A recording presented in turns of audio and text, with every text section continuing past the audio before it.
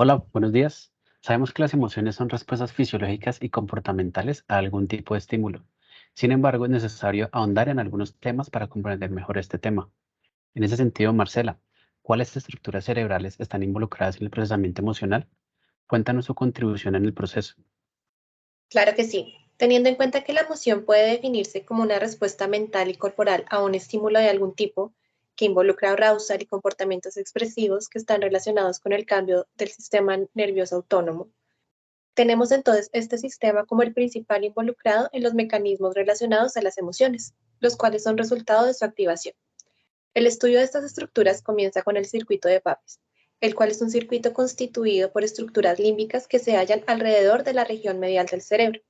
Encontramos aquí importantes estructuras como el hipocampo, el giro cingulado, el hipotálamo y algunos núcleos talámicos. En las últimas investigaciones se agregó a la amígdala, donde se convierte entonces en parte del sistema límbico. De estas estructuras podemos resaltar el hipotálamo, ya que también controla el sistema nervioso autónomo, generando excitación, que es la activación simpática, o relajación, que es la activación parasimpática.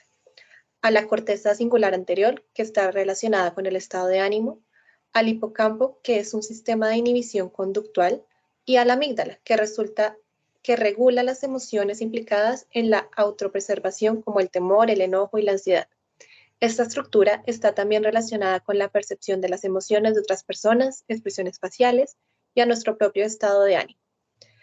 El córtex cerebral tiene también un rol en la relajación de las emociones y está dividido en dos partes. Una, que son los pensamientos que estimula la corteza del hemisferio derecho, que generan sentimientos negativos y orientados a la evitación, y la otra, que son los pensamientos que estimulan el hemisferio izquierdo, que generan sentimientos positivos y orientados a la aproximación. Interesante.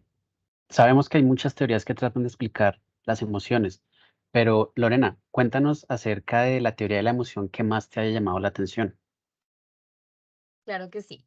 Bueno, voy a hablar de la emoción de Cannon Barth. Esta teoría aborda la forma de concebir las emociones de una manera que se acerca más a la realidad, en la cual el individuo procesa las emociones de una manera organizada.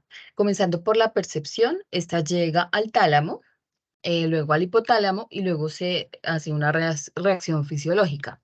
De manera simultánea está la percepción, la reacción talámica, esta llega a la corteza cerebral y ya se realiza la emoción.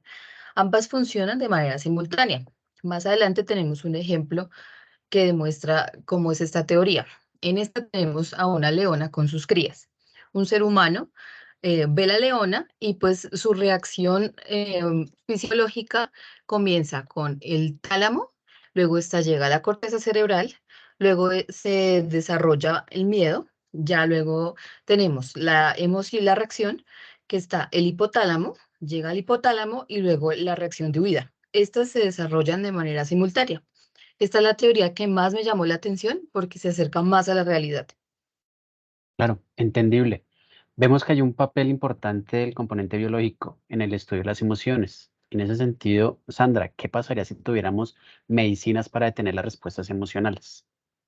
Claro, Camilo, para dar respuesta, detener las respuestas emocionales significa que el estímulo externo no generaría excitación a nivel fisiológico, ni químico, ni cognitivo, ya que a partir de él es que se inician las primeras respuestas de la emoción y por ende no se presentaría el componente conductual. Entonces, para atender a tu pregunta, tener medicina para detener las respuestas emocionales tendría impacto en procesos psicológicos, sociales y de afrontamiento, es decir, en toma de decisiones, cambios en el comportamiento, comunicación de necesidades, resolver problemas y formar vínculos.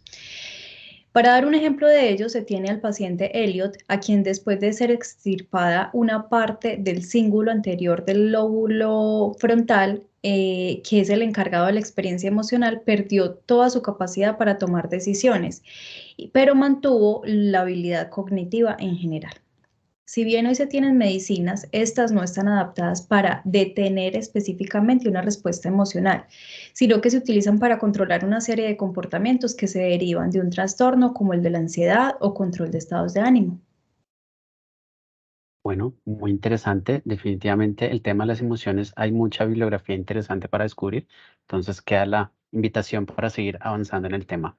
Muchísimas gracias a todas ustedes.